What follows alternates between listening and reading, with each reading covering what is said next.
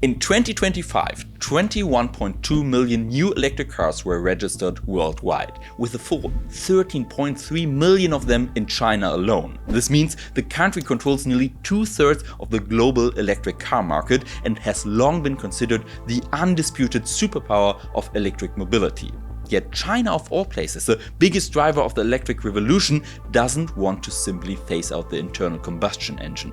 While the EU repeatedly debates the end of the internal combustion engine, Beijing is pursuing a different plan: e-fuels as an alternative. But why is China sticking with the internal combustion engine despite the electric car boom? Could synthetic fuels revive a new generation of combustion engines, and what might be China's bigger plan? That's what we're gonna look at today, and with that, guten Tag to the German science guy. I'm Dr. Jakob Beautemps, and in Germany we say los geht's.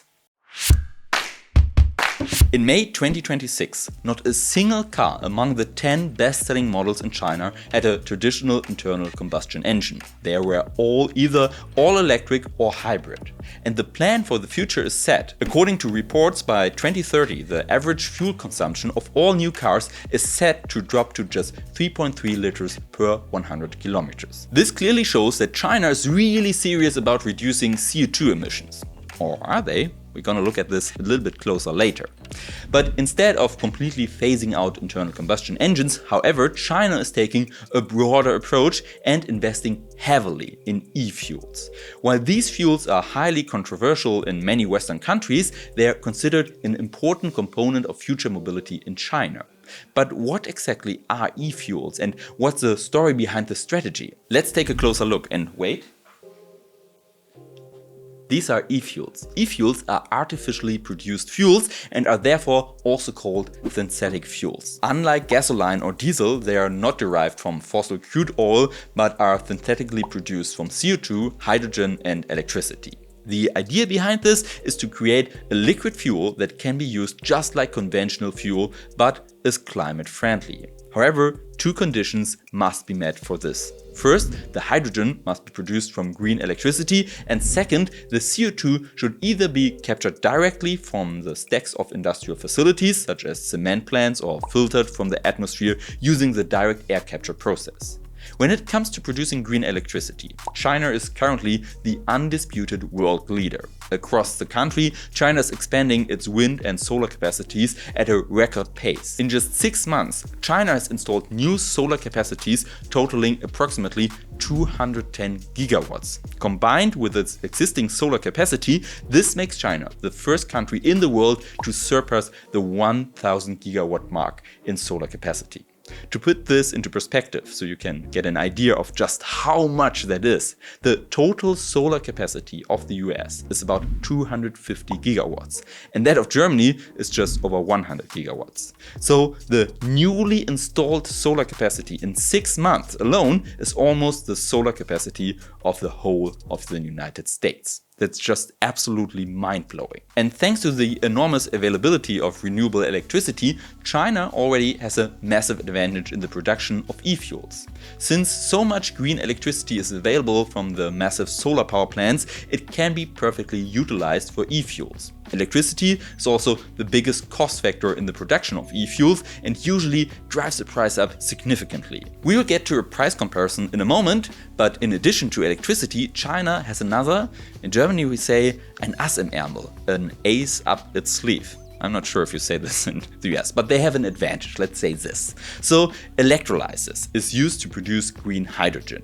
In this chemical process, water is broken down into hydrogen and oxygen using an electric current. China is also very well positioned when it comes to the electrolysis technology required for this. And hydrogen is, of course, needed for e-fuels. So first, China has plenty of electricity, and second, it has the technology to produce hydrogen, which already yields several advantages: significantly lower production cost and, above all, independence from foreign supply chains, because the production can take place domestically. This independency is also a key reason why China is promoting e-fuels so heavily.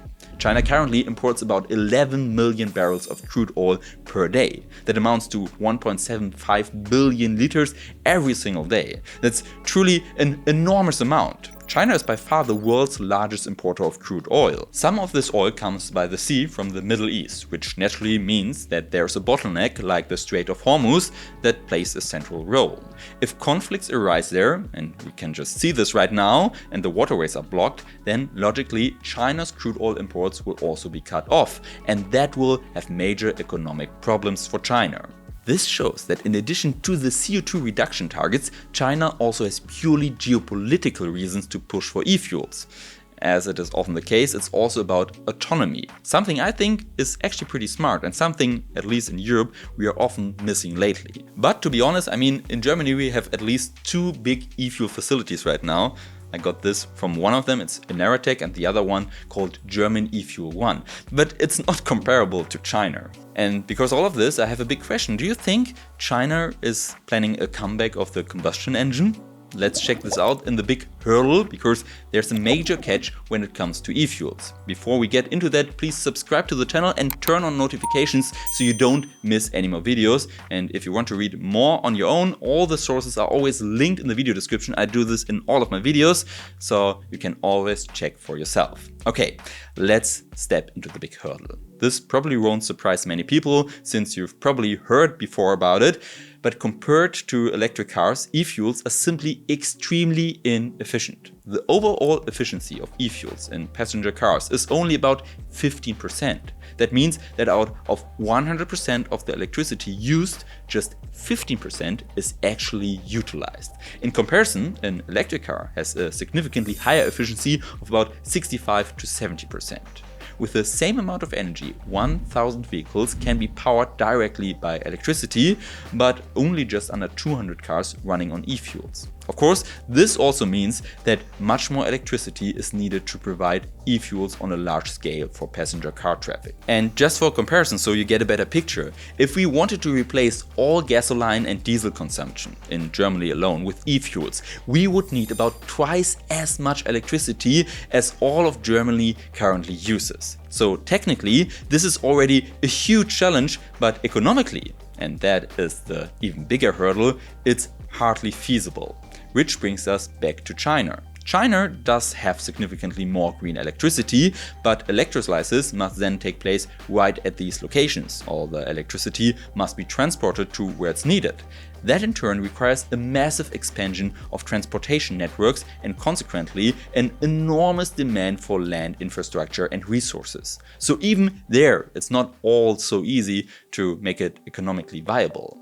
But what about the costs right now? Since there is no large-scale commercial production of e-fuels yet, the information here is based primarily on studies. According to estimates by the Fraunhofer Institute for Systems and Innovation Research, the cost of fuel supply alone currently ranges from about €2.20 to €4.80 per liter, or $9.60 to $21 per gallon. And by 2050, under favorable conditions, around 40% less.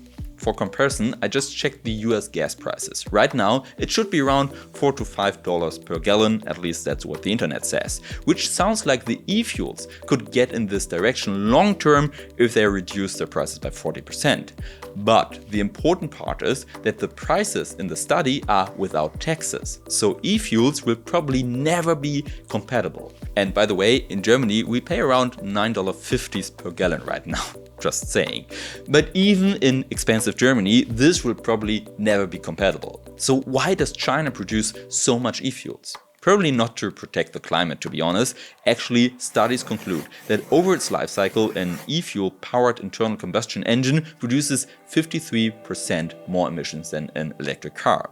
So it is probably more about autonomy again. That is at least my guess, and probably not so much for personal cars, but more for things like airplanes, heavy machines, or maybe the military also. But very important, that is just a guess from my side, but I think it makes sense. But what's your take on e-fuels? Are they an alternative to electric cars? And what do you think about my hypothesis that China is doing this for autonomy? Feel free to share your thoughts in the comments, and I say auf Wiedersehen, goodbye, your Jacob.